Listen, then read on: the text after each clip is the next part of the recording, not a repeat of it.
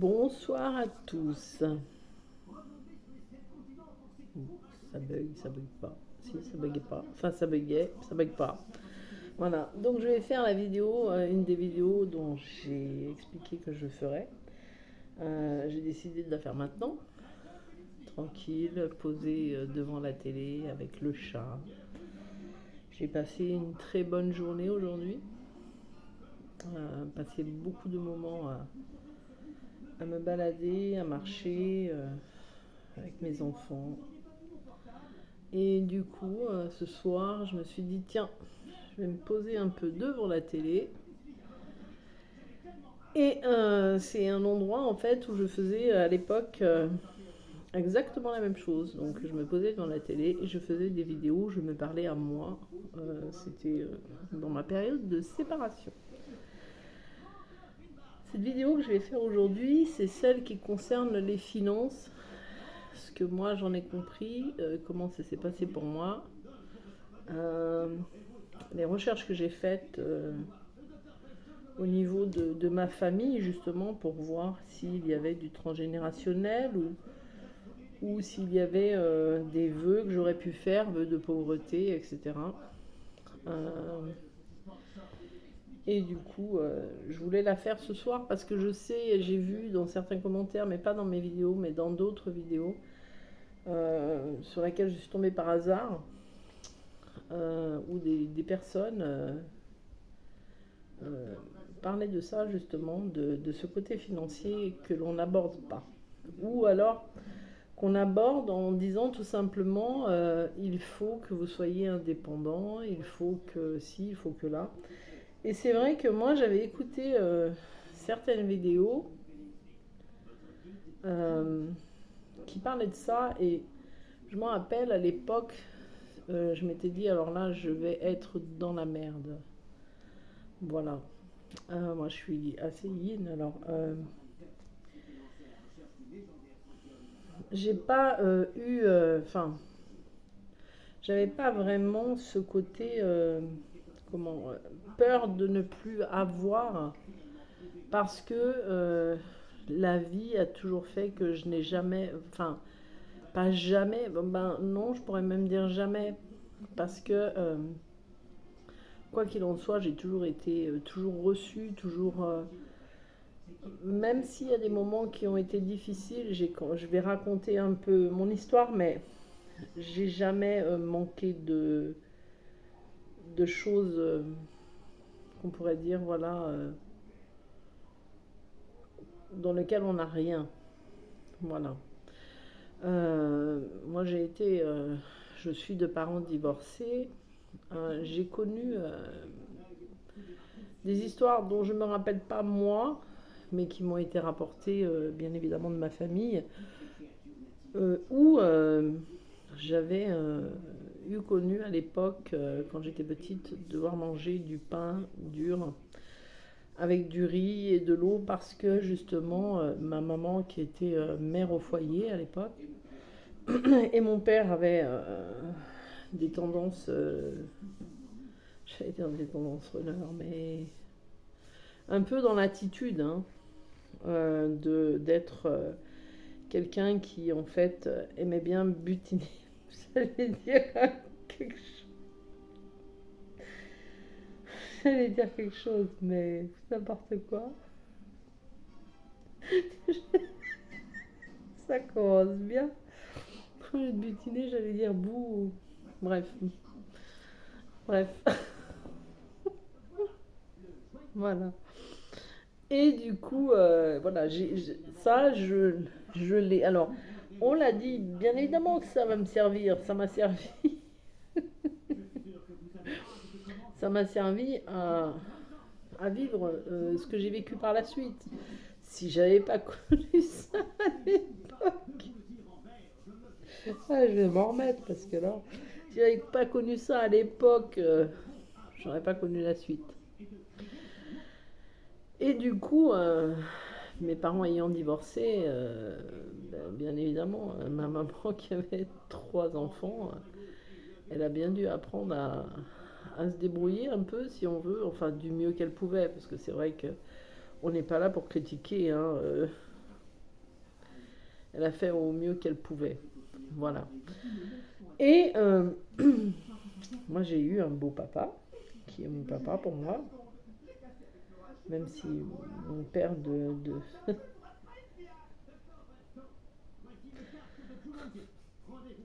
semences, que quand même j'aime, hein, voilà. Et mon père, voilà. J'ai été élevée par un beau-père que j'ai rencontré, que j'ai connu à l'âge de 6 ans, je crois. Ouais, 6 ans, en 1976. Et qui était très jeune à l'époque, quand il a connu ma maman. Et qui, en fait, a été un père qui a toujours assumé le côté financier. Pardon.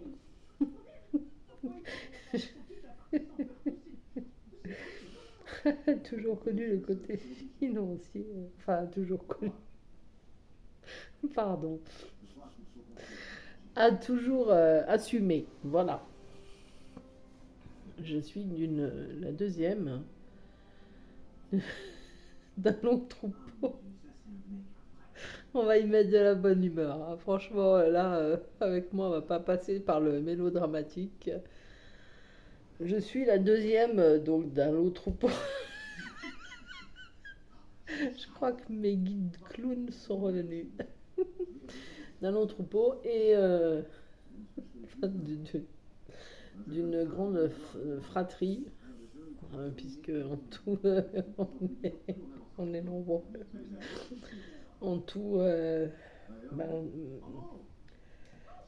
de mon vrai père et de ma mère, on est 3. Ensuite 3 de mon beau-père. Mon père en a eu 2. On est 8 en tout.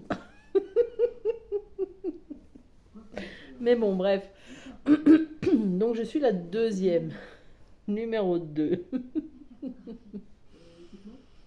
Ouais, c'est compliqué le numéro 2. Ouais. Et du coup, alors j'ai connu à l'époque, ça va peut-être parler à certains, mais à l'époque, alors c'était absolument pas du tout la même vie que maintenant. Je suis même pas certaine qu'on voyait vraiment, enfin qu'on parlait vraiment des catégories. Pas comme maintenant où on nous situe riches, entre deux, pauvres. À l'époque, je suis même pas certaine qu'il y avait les catégories, je me rappelle pas. On n'avait pas cette vision-là, mais en tout cas, alors je précise, si ça coupe, je la ferai en 2 parties. Voilà, comme ça vous le savez. Mais voilà, on n'avait pas le côté catégorie, mais c'est vrai que on n'était pas non plus dans le côté riche au niveau financier, si on peut dire riche au niveau financier, voilà. Mais moi j'ai vécu à l'époque, ça n'avait rien à voir avec maintenant. D'ailleurs, quand on voit maintenant, on est un peu déçu, hein, même. Mais à l'époque où on était quand même assez famille, assez dans ma famille, il y avait quand même des catholiques. J'ai déjà dit, hein, moi j'allais, avant d'aller à l'école, quand j'étais petite, j'allais à la messe, j'allais à l'école des bonnes sœurs aussi. Et ensuite, bon, après, quand mes parents ont divorcé, mes parents, mes vrais, pas les faux, hein, j'avais toujours ce qu'on avait toujours à l'école, ce côté, comme c'est encore maintenant, hein, ce côté possibilité de catéchisme, mais comme c'était ancré dans la famille, assez ces croyances-là, donc c'est resté même à ce niveau-là. Donc Noël était important, les soirées de Noël où on regardait les films de Jésus étaient importants. Et il y avait à l'époque, d'ailleurs, avec le recul maintenant, j'en parlais avec mes enfants il n'y a pas très longtemps. C'est vrai qu'à l'époque, on avait quand même le côté, c'était assez mitigé, hein. Si t'es gentil, c'est bon, tu vas au paradis. Si t'es méchant, c'est bon, tu vas en enfer. Et à Noël, c'était un peu pareil. C'était le Père Noël, il passe si t'es gentil. Par contre, va te coucher maintenant. Si tu vas pas te coucher avant que le Père Noël arrive, c'est le Père Fouettard qui vient. Enfin, c'est... Oh là là, je crois qu'en fait, voilà, on a vécu quand même. À l'époque, c'était un peu comme ça. Peut-être qu'il y en a qui se reconnaîtront, hein. Moi, je suis de 70, donc dans les années 70, c'était comme ça. Mais il y avait aussi ce côté beaucoup de joie. On ne regardait pas si l'un ou l'autre avait des belles baskets ou était bien habillé. On était tous pareils, tous mélangés, tous colorés à l'époque. On avait vraiment tous ces vêtements de couleur. C'était pas du tout pareil. Et c'était l'époque aussi des fameuses séries. Et la série marquante, c'était, je vous le donne en 10 000, La petite maison dans la prairie. Voilà. Donc, et Dallas, c'était vraiment les deux extrêmes. Et c'était vraiment les extrêmes, hein. Et c'est marrant parce que c'était la même chose au niveau catholique, le Dieu et le diable, le Père Noël, le Père Fouettard, la petite maison dans la prairie, Dallas. Voilà, c'était vraiment ça. Et à l'époque, je crois qu'il y avait les riches et les pauvres. Je crois, parce que je me rappelle plus trop de ce moment-là. Euh, Dans ma famille, je n'ai pas eu souvenir, hormis ce que j'en ai su, mais d'avoir manqué de vraiment quoi que ce soit, parce que, à part un Noël, parce que mon beau-père était quelqu'un qui assumait énormément. Dans ce que je m'en souviens, il assumait énormément, et c'est vrai qu'on avait beaucoup de cadeaux à Noël, on avait des vêtements, on avait tout ce genre de choses-là. Euh, j'ai pas de souvenir d'avoir manqué. Ma maman, à l'époque, elle était mère au foyer, bien évidemment, avec, avec toute la tribu. En plus, on était, on était quand même pas trop éloignés les uns des autres, je crois. Enfin, je crois, oui, je sais un peu ça, mais voilà. Euh, il y a eu quand même à une époque un basculement. Parce que moi, dans mon enfance, j'ai ces souvenirs qui sont très bien, très beaux, qui, je ne savais pas à l'époque, bien évidemment, m'ont porté préjudice plus tard. Hein, pendant mon cheminement, je m'en suis bien aperçue. Mais j'ai pas eu le divorce de mes parents. Malgré ça, j'ai pas eu de souffrance par rapport à ça, parce que je vous dis, j'ai eu un beau-père qui était extraordinaire, qui était très gentil, qui était voilà, qui était présent, qui est encore présent, hein, bien évidemment. Mais j'ai pas eu ce côté mélodramatique pendant une partie. Il y a eu donc des moments quand même où euh, il y avait des fois des difficultés financières qu'il n'a pas su tout de suite, puisque la plupart des choses, il l'a su bien après. À l'époque, c'était ma mère qui donc gérait le foyer, hein, puisque mon beau-père travaillait. Et je me rappelle des fois avec ma soeur, on devait aller faire les courses toutes les deux. Et des fois, on devait demander à faire des crédits au magasin. Donc, c'est vraiment pour nous, pour moi, euh, dans cette époque-là, je ne me rendais pas compte en fait de tout ça. C'est plus tard, quand j'ai dû travailler justement sur ces blocages financiers, que j'ai commencé à avoir des déclics qui se sont faits et des compréhensions que voilà, j'avais été beaucoup bercée par rapport à ce côté famille catho de l'époque, même si après ma mère, mon beau-père n'allait pas spécialement à l'église, hein, ça n'avait rien à voir, mais c'était comment j'avais été élevée plus tôt. Et je me rappelle que ce qu'il y avait de principal en moi, c'était de me dire, en voyant cette série, c'est pour ça que des fois les séries c'est bien, mais des fois ça peut quand même miner le mental quand on est gamin. C'était que, bon, vivre comme à la petite maison à la prairie, moi je l'ai vu quand j'étais gamine, ça m'est resté. Ça m'est resté. Pourtant, j'ai vu Dallas aussi, mais Dallas ne m'est pas resté. Dallas, je crois que c'est plus pour mon jumeau.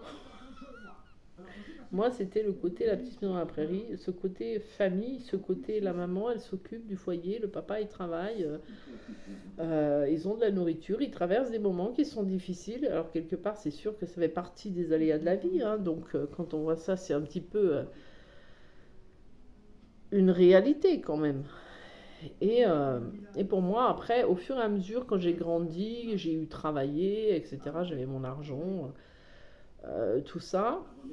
Je raconte pas là tout ce que j'ai eu comme déboire après avec ma mère ou quoi que ce soit, parce que euh, ça n'aurait même pas intérêt, je pense pas. Mais plus tard, quand j'ai commencé à être dans ma vie après d'adulte, quand j'ai connu le père de le premier papa de mes enfants, non, le papa de mes premiers enfants,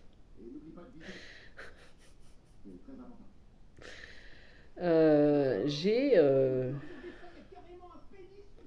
instauré, sans même m'en apercevoir, hein, de toute façon, on a eu ensemble 3 enfants, et on était vraiment dans ce côté petite maison dans la prairie.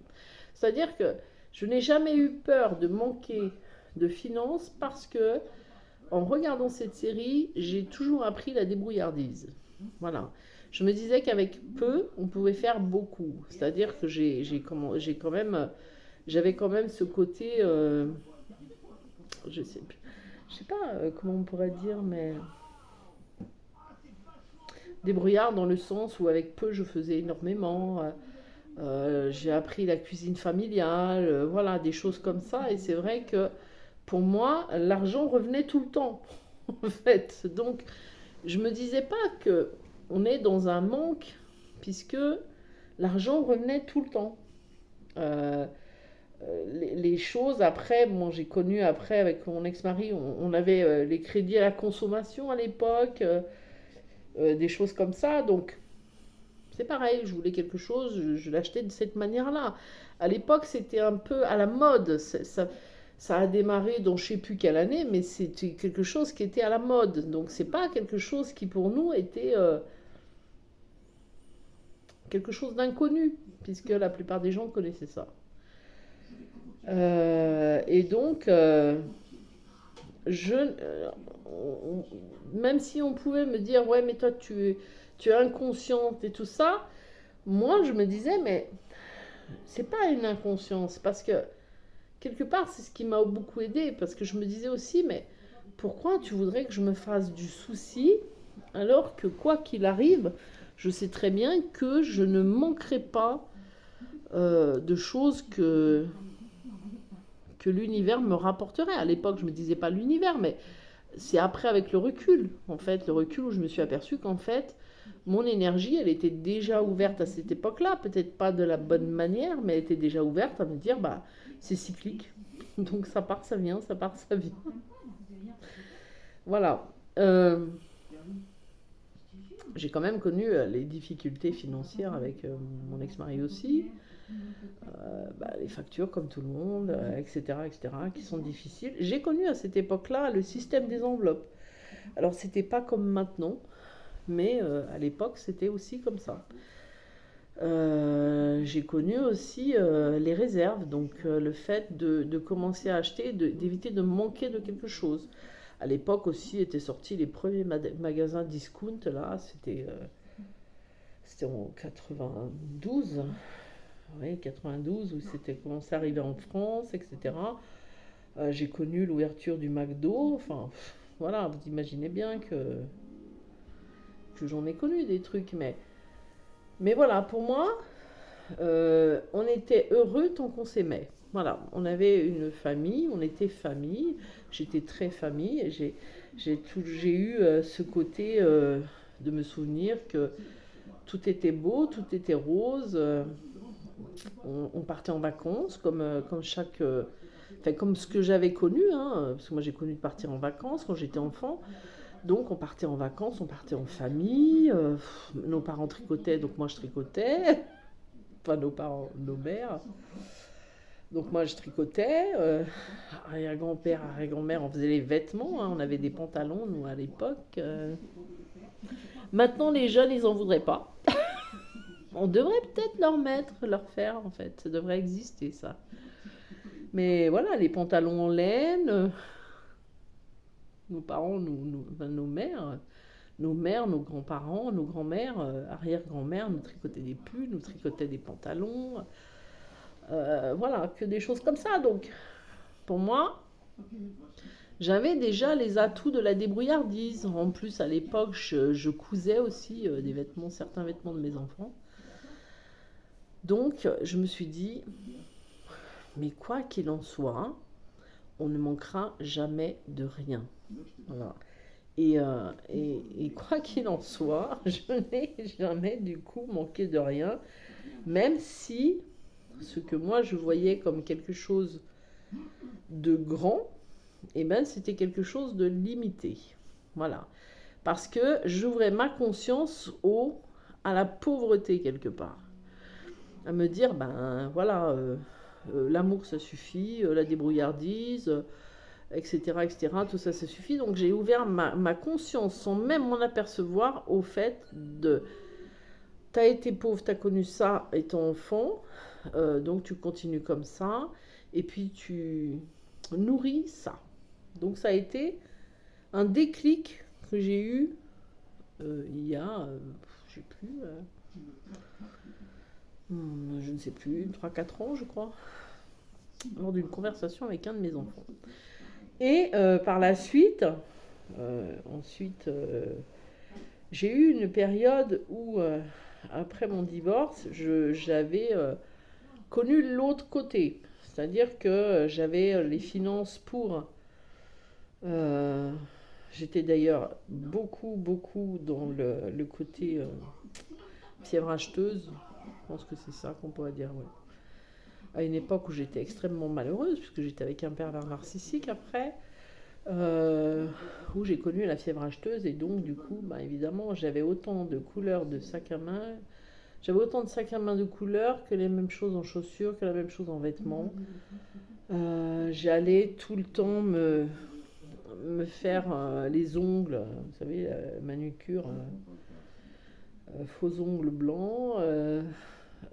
J'allais tous les 15 jours au magasin. J'avais, au niveau des vêtements, on aurait dit une garde-robe, enfin, on aurait dit un magasin, moi toute seule. Voilà, donc j'allais chez le coiffeur tous les 15 jours, au resto toute seule tous les 15 jours, me faire des soins, voilà. Donc j'ai connu aussi ce côté-là, qui en fait, si on regarde bien, tout ce qu'on a connu, même si à l'époque on ne se rend pas compte, aujourd'hui ça nous sert. Et ensuite, bon, je passe les détails d'une certaine vie, mais ensuite j'ai eu mon deuxième mari avec 2 autres enfants. Et là, on s'était mis d'accord avec mon ex-mari que moi je ne travaille pas, que je faisais du VDI, mais je ne travaille pas à l'extérieur parce que j'avais eu une très mauvaise expérience avec une nounou avec mes premiers enfants, et je ne voulais plus vivre ça. Je m'étais dit, tant que mes enfants ne sont pas en âge, je refuse d'aller travailler. Et comme j'avais un mari à l'époque qui avait quand même une situation stable, on avait trouvé cet accord-là, que moi je fasse que du VDI, et puis donc je vendais des cosmétiques, et que je m'occupe des enfants. Voilà, pendant que lui, bah, il faisait le travail, et puis voilà. Donc, là, alors, la première fois, avec mon premier ex-mari, il a eu une perte de travail. Moi, quand je l'ai connu, mon premier ex-mari, je travaillais. Mais j'étais indépendante aussi, je travaillais, j'avais mon appartement, j'avais mon indépendance financière. Mais par contre, on avait eu un moment connu à l'époque, c'était pas la banque alimentaire, c'était, oh, je sais plus, comment ça s'appelait. Un truc comme ça, Coluche peut-être, je sais plus. Mais par contre, j'avais connu à cette époque ce genre de choses-là. On avait connu ça pas longtemps, parce qu'il avait perdu son travail à un moment. Pas longtemps, ça a duré 2 mois, je crois, quelque chose comme ça. Donc c'était pas très longtemps, mais je l'ai quand même connu. Alors, en connaissant ça, je vous garantis que la fierté, déjà à l'époque, elle en a pris un coup. J'ai été très très malheureuse. Vraiment très malheureuse de vivre ça. Euh, C'était vraiment quelque chose qui me rendait, je me rappelle, hein, en plus, il nous donnait des trucs, moi pour moi, les dates étaient plus bonnes, enfin, même si c'était périmé d'un jour, hein, je jetais tout, je refusais en fait de connaître ça, donc ça a duré 2 mois et c'est passé. Ensuite, donc, je reviens, lors de mon deuxième, voilà, mon ex-mari avait une situation stable jusqu'au moment où il a perdu son travail. Alors, là aussi, ça a été quelque chose de difficile parce que là, à l'époque, il n'y avait plus rien. Donc, j'ai connu la banque alimentaire. Ça, c'était dans les années 2000, je sais plus, c'était pas il y a quelques années, hein. Enfin, quelques années, ça devait être en 2009, ça fait un petit moment maintenant. Mais par contre, c'est là où, bah, c'est 2012. 2012, je m'en souviens. Je m'en souviens parce que j'ai connu la banque alimentaire à cette époque-là, et à cette époque-là, mon fils m'a dit: Ah maman, est-ce que tu as regardé à la télé, là, ils ont mis un compte à rebours de la fin du monde. Ah, bah bon. Et moi, du coup, j'y croyais, hein. Je me suis dit, on sait jamais. Excusez-moi, je me réinstalle. Excusez-moi. Donc, je me suis dit, on sait jamais. Et là, j'ai commencé à faire des réserves. Mais des sacrées réserves. Ensuite, c'est quand j'étais avec mon ex-mari, donc j'ai connu mon jumeau. Donc la relation avec mon ex-mari s'est dégradée petit à petit, hein, même très financièrement catastrophique. Mais j'avais toujours ce côté de me dire, mais je sais que quoi qu'il en soit, je ne manquerai de rien. Donc je me contentais encore de ce peu, parce que dans ce peu-là, je ressentais une énergie tellement forte d'amour, de bien-être, de rien ne peut arriver, que en fait, je me sentais même bien. En fait, je me sentais mieux dans le côté la petite maison dans la prairie que dans le côté Dallas. C'était pas du tout pareil, mais dans le côté financier que j'ai eu pendant une période, c'était factice pour moi. Alors que dans le côté financier, petite The Little House, moi je me sentais à mon aise. Voilà. Du coup, après, j'ai rencontré, je me suis reconnectée à mon jumeau, donc en 2018, fin 2017. Non, 2018, début 2018. Et lui, mon jumeau, avait une situation financière, hein, il a un travail, tout ça. Et moi, j'étais dans ma situation.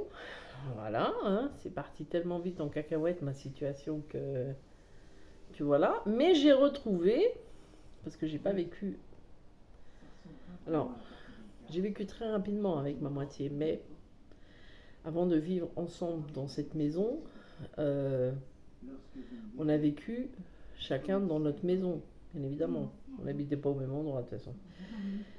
Et moi, du coup, dans ma maison ancienne, quand mon ex-mari est parti, j'ai quand même eu 2-3 mois d'indépendance. Et dans cette indépendance, j'étais très bien. J'ai vraiment été dans tous les espoirs, dans tout ce côté que tout allait très très bien. Et j'étais même très heureuse, en fait, de payer mes factures, de pouvoir payer mon loyer, etc. Parce que, à l'époque, juste avant la reconnexion, j'avais commencé à avoir un éveil qui était arrivé, hein, sur lequel j'avais travaillé sur des choses, des blessures qui étaient assez fortes. J'avais commencé à être reconnectée aux énergies vraiment vous savez, de gens assez spirituels qui en fait sont beaucoup dans la loi de l'attraction, etc. Donc j'avais commencé déjà à connaître tout ça, hein, de la loi de l'attraction, tout ça. Je l'ai connu à cette époque quand j'étais mariée avec mon ex-mari. Et en fait, je savais comment la faire matérialiser, puisque j'ai fait matérialiser certaines choses, hein, comme des voitures, ordinateurs, enfin voilà, des choses comme ça. Et c'est là où j'ai connu aussi la période de quelqu'un de très spirituel qui me disait c'est très simple, quand tu reçois une facture, c'est évidemment, il faut transformer ton esprit. Parce que moi, à chaque fois, je me disais, j'en ai marre. De toute façon, dès qu'il y a un courrier qui arrive, c'est toujours des factures. Alors évidemment, je recevais, évidemment, c'est logique. Mais cet état d'esprit que j'avais eu faisait que même si j'étais ouverte dans un sens, j'étais aussi dans le sens d'utiliser la loi de l'attraction des deux côtés.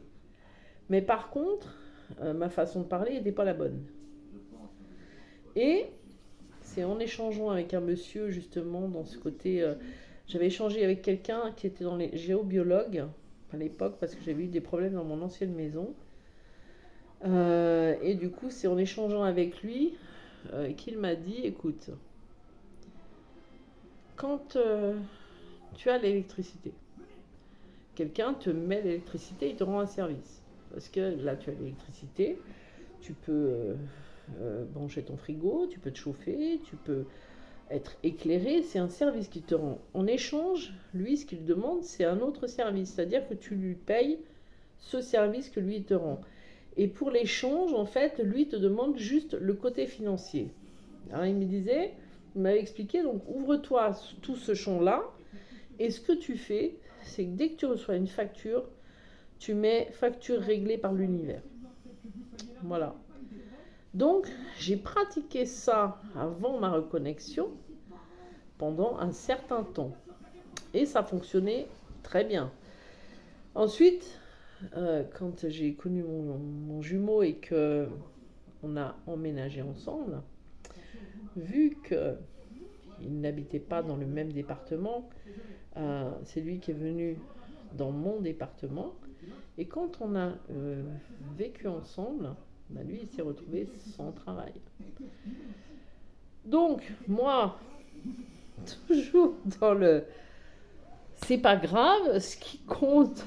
Et puis alors là, c'était au début, donc c'est encore la lune de miel, hein, qui s'est cassé la gueule quand on est arrivé ici. Hein. Mais moi, toujours dans mon côté, voilà, même si lui, il touchait quand même un salaire, parce que c'était des raisons un peu particulières dues à son métier, mais moi, j'étais toujours dans le sens, mais on ne manquera jamais de rien. D'ailleurs, il me l'avait sorti ça une fois. De toute façon, toi, tu t'en fous. Être dans la merde, tu sais ce que c'est. C'était pas très gentil. Et bon.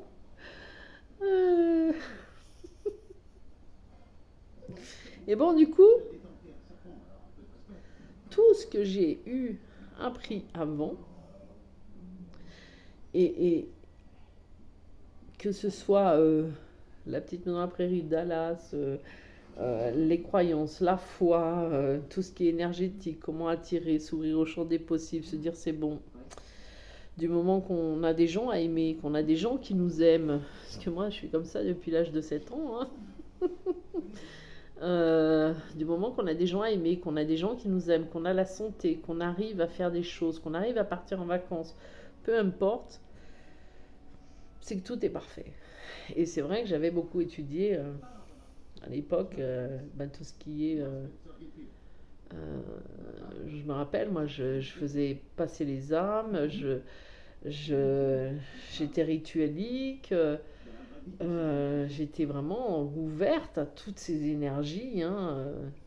J'étais ce qu'on appelle un entre-deux, donc j'avais accès à des choses, mais je demandais juste le nécessaire. Sauf que, après, quand on s'est retrouvé ici, et que c'est là où la lune de miel, elle s'est terminée. C'était juste avant d'emménager dans cette maison. Elle s'est terminée et que j'allais commencer à me casser la figure. Et lui aussi d'ailleurs, parce qu'on s'est cassé la figure à peu près en même temps. Et bien tout ce que j'avais appris, tout ce que je savais, toute l'énergie que j'avais était littéralement fermée. Il n'y avait plus rien, mais plus rien du tout. Je n'arrivais même plus.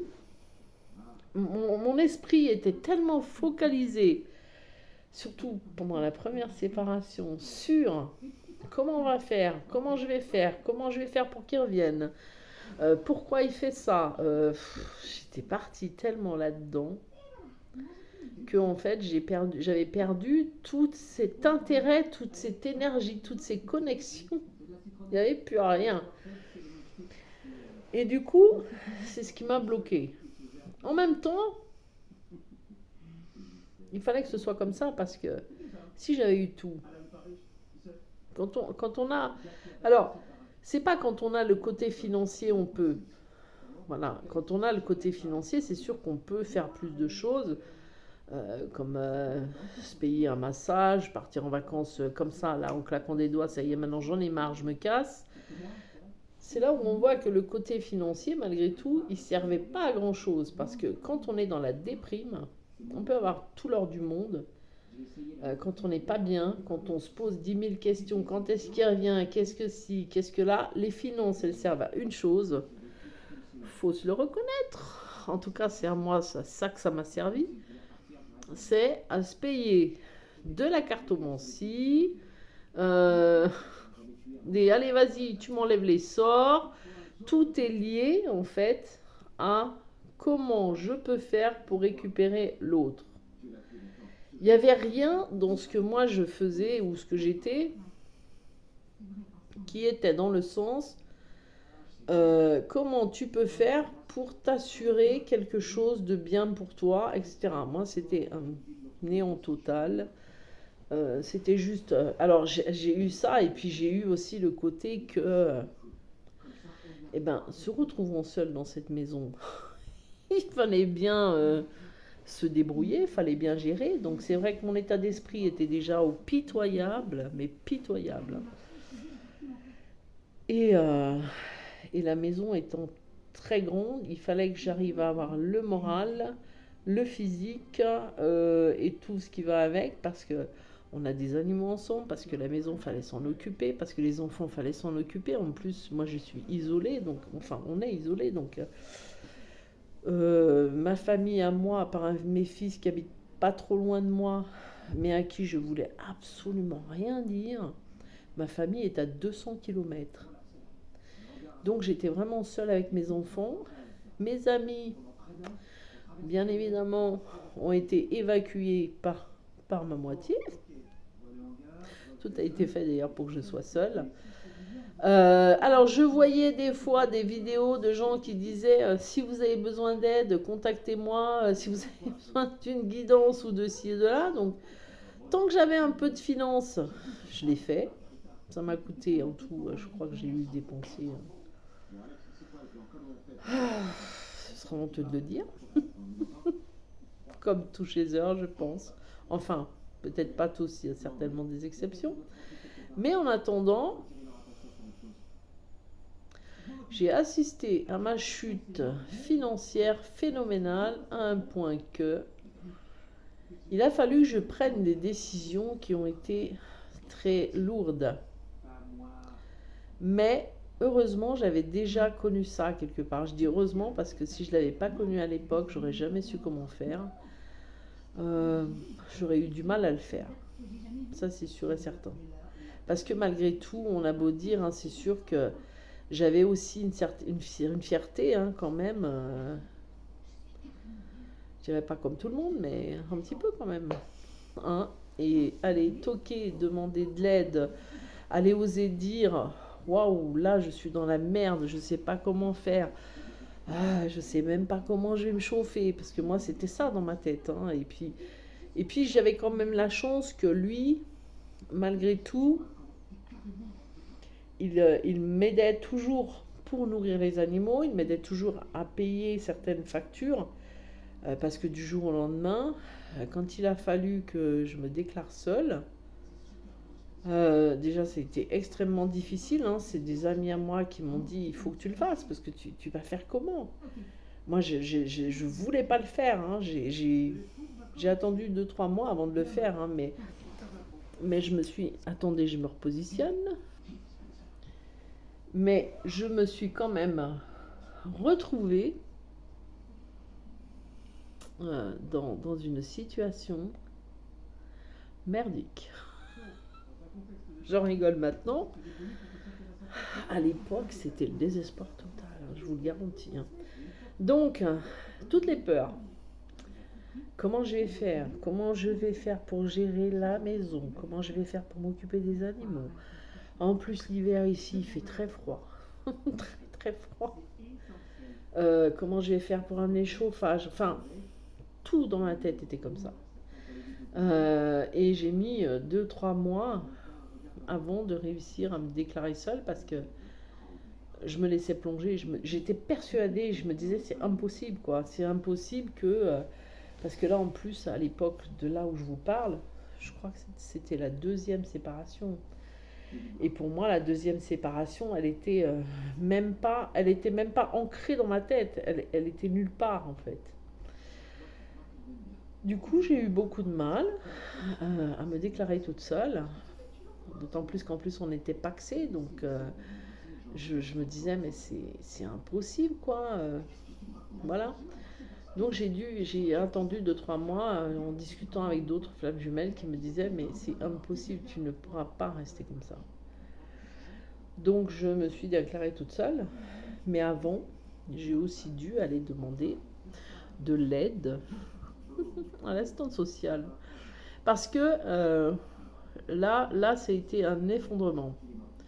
Parce que je me suis dit, punaise. Alors là, c'est pareil, un conditionnement qui était resté, qui venait de mes ancêtres. D'ailleurs, c'est maintenant qu'il revient. Je lui redonne. Je la remercie, mais j'en ai plus besoin. J'en ai pas besoin, ça lui appartient. Mais qui me disait, ne laisse jamais une assistante sociale rentrer chez toi. Si elle rentre chez toi, elle va fouiller de partout et tu seras dans la merde. Alors moi ça, j'y pensais pas à l'époque, hein, mais j'y repense maintenant. Alors moi ça, à l'époque, je ne voulais pas voir d'assistante sociale. J'avais eu affaire à une il y a X années en arrière, et franchement, ça a été, c'était une... Et pour moi, je pouvais pas les blairer du tout. Désolée, mais c'est vrai. S'il y en a parmi vous qui sont assistantes sociales depuis, ça va, je me suis calmée. Mais voilà.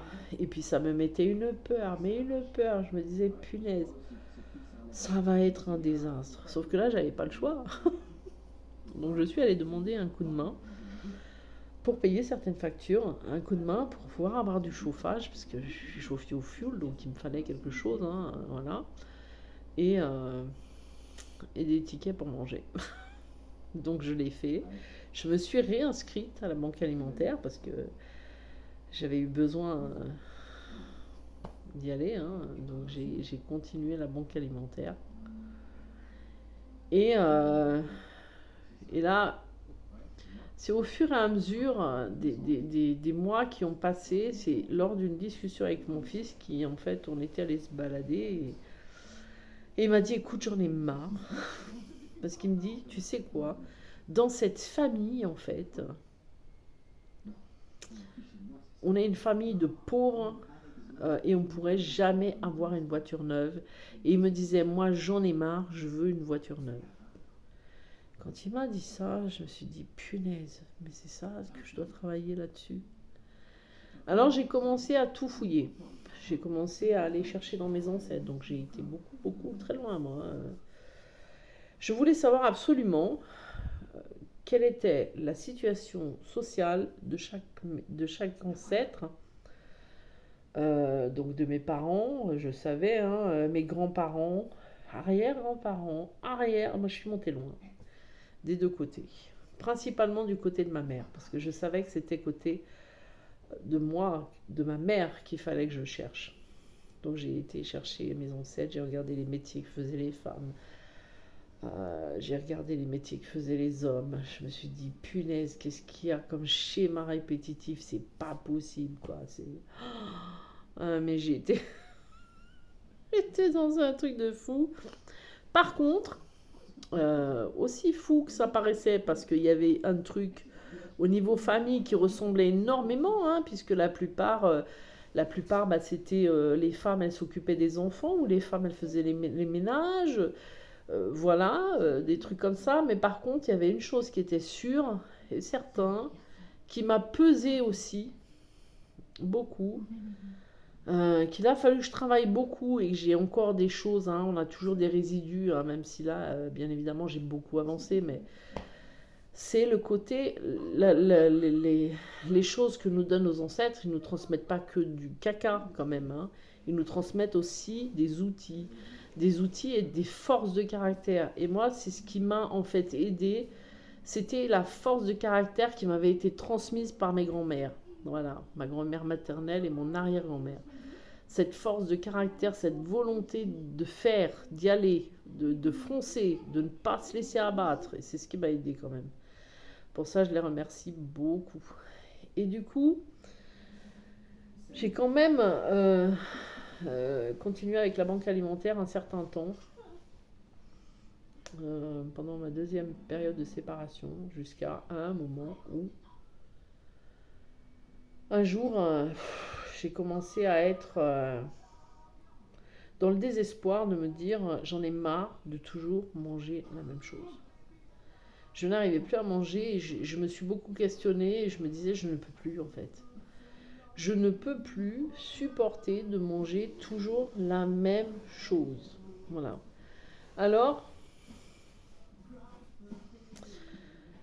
j'ai été et puis je leur ai dit. Alors, ça s'est bien fait parce que je m'étais trompée dans une déclaration. Vous savez, on doit faire les déclarations tous les 3 mois. Et je m'étais trompée. Et j'ai dit à la dame, elle m'a dit, bah, renvoyez-moi pour rectifier au niveau des revenus. Et je lui ai dit non. Non, parce que j'arrête. Voilà. Et quand j'ai arrêté, je me suis dit, voilà, maintenant, ce sera la dernière fois. Ce sera la dernière fois.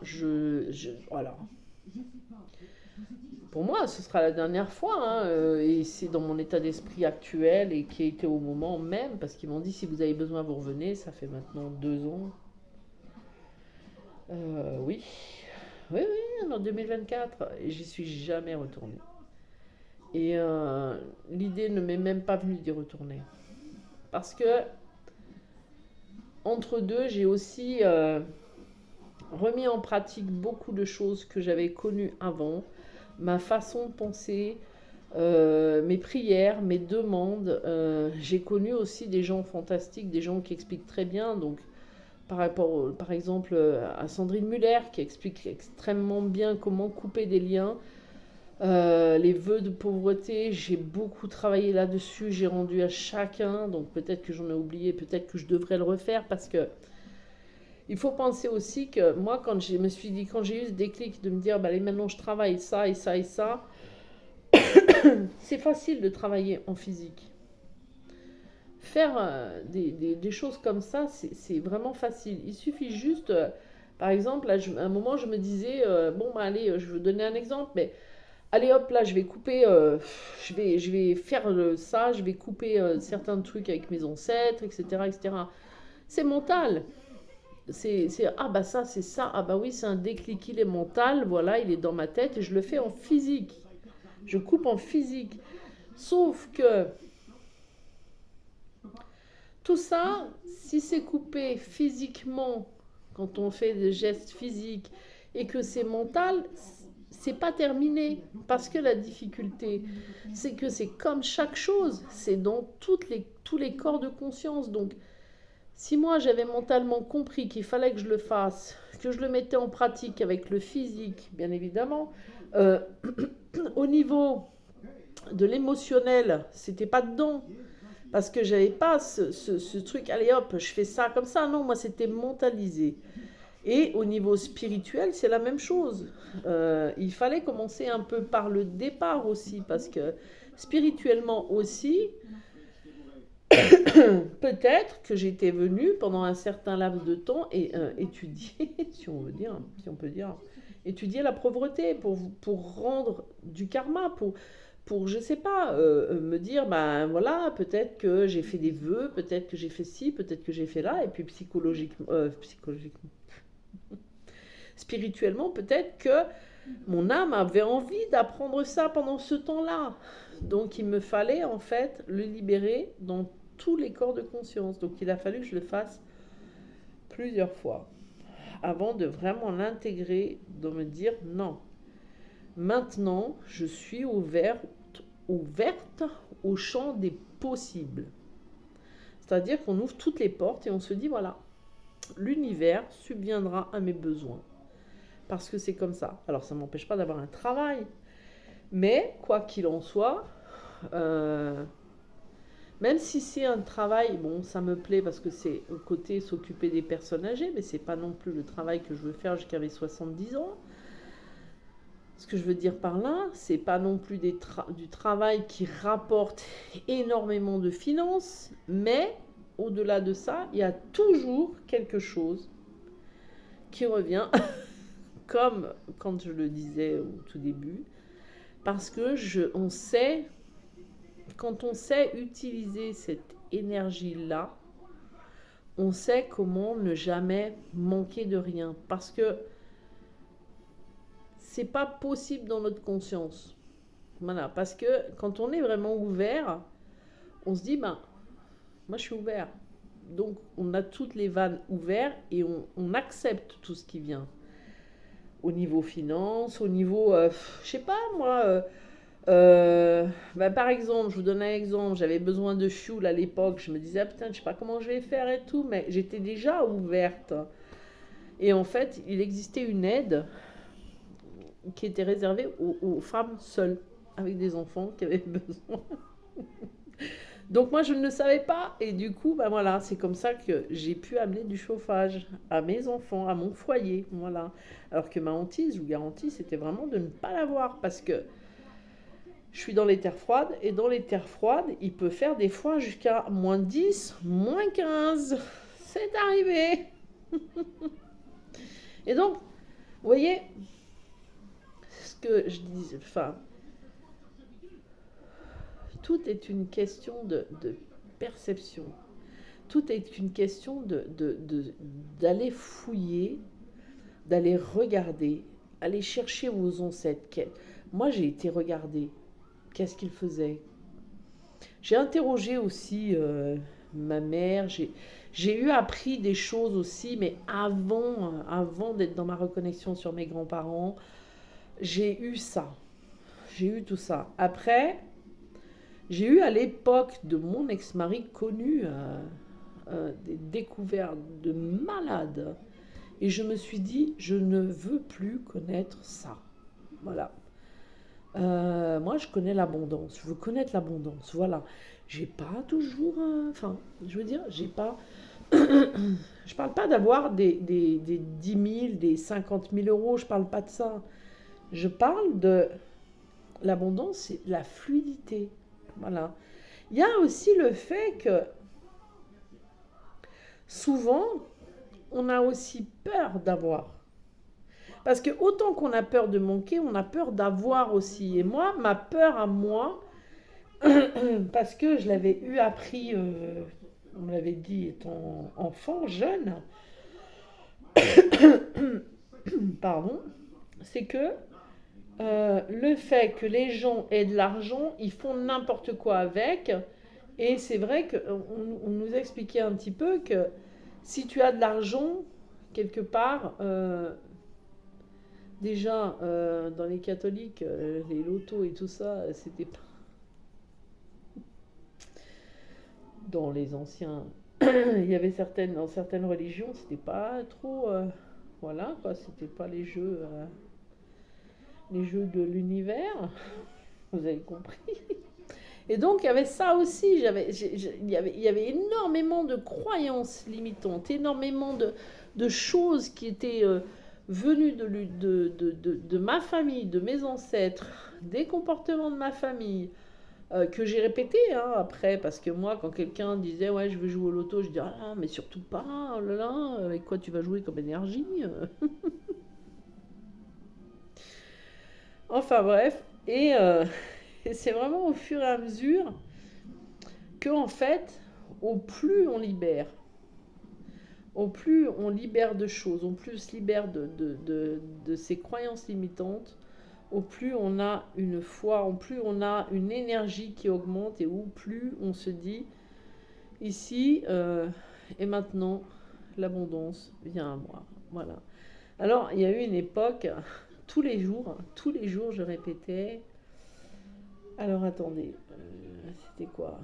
Ah oui, des affirmations positives.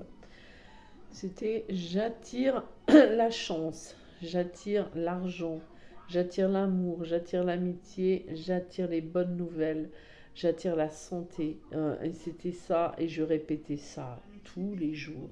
Alors maintenant, je ne vais pas vérifier si... je suis un aimant en fait. Voilà, je me disais je suis un aimant et en fait l'argent vient jusqu'à moi. Je n'ai pas besoin d'aller chercher. J'ai aussi connu putain, ces souvenirs euh, sur un groupe. Je sais plus comment, enfin bref, le nom du groupe n'a pas d'importance, mais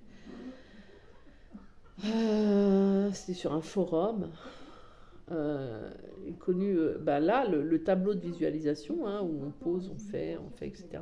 Alors maintenant, je préfère largement celui de Sandrine Muller, parce qu'évidemment, il n'est pas dans les mêmes énergies. En faisant toujours les choses pour notre bien et pour le bien de tous. Moi, à l'époque, c'était pas ça. C'était, je demandais, voilà. Donc, ça a eu quelques préjudices quand même. Maintenant, je le fais vraiment. Enfin, je l'ai pas refait. J'en ai pas refait un. J'ai l'intention d'en faire un, mais vraiment, je préfère largement celui de Sandrine Muller. Donc, si vous ne le connaissez pas, bah, vous allez sur sa chaîne et puis vous le connaîtrez. Mais voilà, il y a eu énormément de choses comme ça. Et en fait, c'est vrai que j'ai toujours gardé ce qui m'était utile. C'est-à-dire que la débrouillardise de la cuisine, déjà, j'aime beaucoup cuisiner. En plus, moi, je cuisine beaucoup. Alors, par période, je ne cuisine pas. Parce qu'il y a eu des périodes où j'étais pas bien. Et c'est dur quand on n'est pas bien de cuisiner. D'autant plus que moi, quand je cuisine, j'essaye d'y mêler des énergies positives de guérison, d'amour et tout ça. Et quand on est au 36e sous-sol, voilà, j'ai pas envie de mettre des énergies de merde. Donc il y a eu des périodes où je cuisinais pas, j'y arrivais pas. Mais quoi qu'il en soit, j'ai toujours gardé ce côté-là, côté qui m'a toujours bien aidé à à me dire ben ça t'aide, ça t'aide pas, mais ça t'aide. Par contre, par exemple, là, j'échange avec des personnes, avec des membres de ma famille et tout ça. Et c'est vrai que bon, Noël arrive. Ben moi, Noël, voilà, j'ai plus envie, bon, à part pour les enfants, bien évidemment, parce que sinon les enfants ils s'en foutent. Mais j'ai plus envie d'offrir des choses que je veux fabriquer, que je veux créer.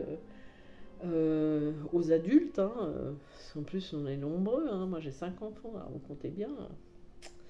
Voilà, il y a les belles filles avec, hein. Puis il y a les parents un peu, enfin il y a les parents, oui.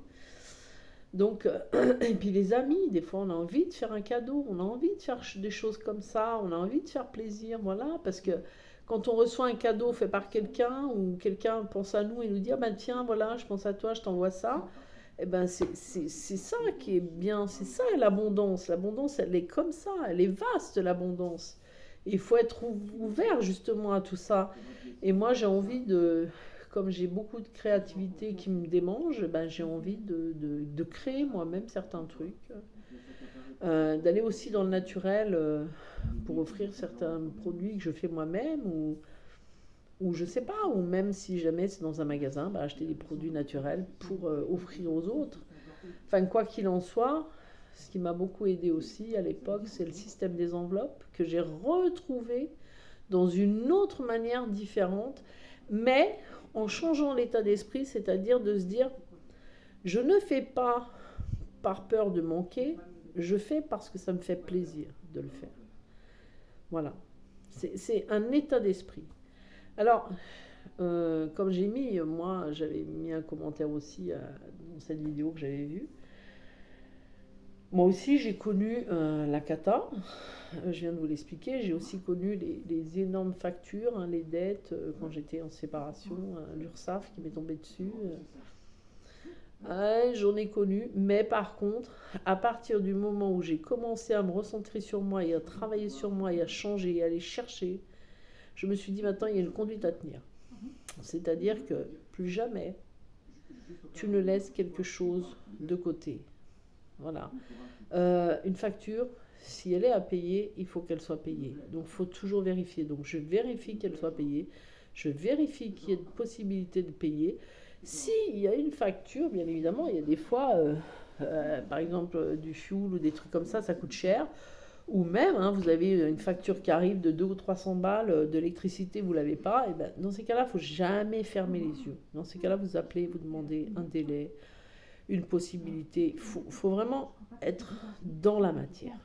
C'est-à-dire, être dans la matière, c'est pas que trouver un travail hein, qui vous rapporte je ne sais pas combien. Être dans la matière, c'est aussi être dans la matière, c'est-à-dire vérifier les choses. Être dans l'action, être dans la matière, c'est ça, c'est être dans l'action. Donc être dans l'action, ben, c'est s'il y a quelque chose, hop, on ne le laisse pas traîner. J'en parle beaucoup avec certaines de mes amies, je suis désolée, ça va faire 1 heure, mais bon, voilà, on ne peut pas raconter tout ça en 5 minutes, mais j'en parle beaucoup avec certaines de mes amies. C'est vrai que le yin, moi je suis yin, et il m'a fallu, et il me faut encore, déjà un agenda. Alors, j'en ai plusieurs. Il m'en faudrait un qui marche. Enfin, j'en ai un maintenant qui me plaît. C'est l'agenda des sorcières. Mais il m'a fallu énormément de fois de shoot au cul pour me dire ne laisse pas tes papiers traîner plus d'1 semaine. S'il y a un problème administratif, parce que là, en administratif, la France adore les papiers. Si tu as des déclarations à faire, il faut vraiment toujours tout regarder. Donc je suis quelqu'un qui, en fait, maintenant, observe quand même tout. Je regarde tous les jours ma boîte mail, s'il y a un mail qui serait arrivé, je regarde tous les jours ci, je regarde tous les jours là, je regarde ce que j'ai à faire. Je dis pas que je le fais dans la seconde, hein. Certaines fois oui, certaines fois je me dis allez hop je le fais tout de suite, et d'autres fois je me mets que je le fais, j'ai une liste hein, de choses que je veux faire, que je dois faire. Et donc dans ma liste je me dis bah tiens tel jour je me concentre que sur ce qui est administratif, voilà. Et je fais comme ça, mais je ne laisse plus, mais comme avant, mais mon Dieu, mais avant, dès que je recevais une facture, j'étais tellement terrée de trouille que je faisais l'autruche, mais après, ça s'aggravait ma situation. Donc maintenant, je ne fais plus comme ça. Maintenant, je fais différemment. Et c'est un peu ce qu'il faut faire. Alors, quand on dit que... Il y a aussi le côté qu'il faut prendre en compte, c'est que la peur de manquer, moi, je n'avais pas la peur de manquer. Parce que je n'ai jamais manqué de rien. Voilà. Mais j'ai eu quand même cette appréhension Et j'ai fait beaucoup de choses, beaucoup vendu mes affaires parce que j'avais peur, plus pour mon jumeau que pour moi-même. J'avais peur que ça crée des séparations, que ça crée des distances, qu'on ne se parle pas. De savoir que lui, ça le traumatisait, pour moi, c'était encore pire que ce que je pouvais vivre moi. Donc, de base, je faisais aussi beaucoup pour le sauver lui, en premier. Donc, voilà. Donc, aller chercher tout ça, moi, j'ai essayé de donner un maximum de clés. Je ne pense pas que j'en ai d'autres à donner de choses que j'ai faites, mais j'ai vraiment cherché, je me suis ouverte, j'ai coupé des liens. Et puis, d'ailleurs, Sandrine Muller fait une très belle vidéo avec le ciseau. D'ailleurs, moi, j'ai mon ciseau exprès. Bon, après, dans la magie, on pratique aussi régulièrement. On faut se délester. Moi, je fais régulièrement quand j'ai besoin, par période régulière, à peu près déjà des soins, j'ai fait tous les 3 mois. Soins de micro-kiné tous les 3 mois. Après, couper les liens. Dès que je le sens, hop, je coupe. Voilà. Après, dès que je m'aperçois, parce qu'au fur et à mesure qu'on est centré sur soi, on s'aperçoit quand on a des pensées qui peuvent être contrariantes, qui peuvent être pas bénéfiques du tout. Alors j'ai toujours le geste, oh non, non, ça j'ai fait, je barre ça, voilà, je fais toujours ça, hein, je barre ça, non, non, ça, hop, ça part, transmutez-le moi en une énergie positive et derrière j'y mets une bonne pensée. Et c'est un peu tout ça qui donne un coup de main. Voilà, voilà, voilà. Bien, je vais vous souhaiter une belle fin de nuit, une belle fin de soirée. Je ne sais même pas quelle heure il est, puis ça n'a pas d'importance. J'ai arrêté de regarder l'heure maintenant. Et puis je vous dis à tout bientôt. Ciao, ciao. Et soit demain, soit après-demain pour les autres vidéos que je voulais faire. Allez, je vous embrasse.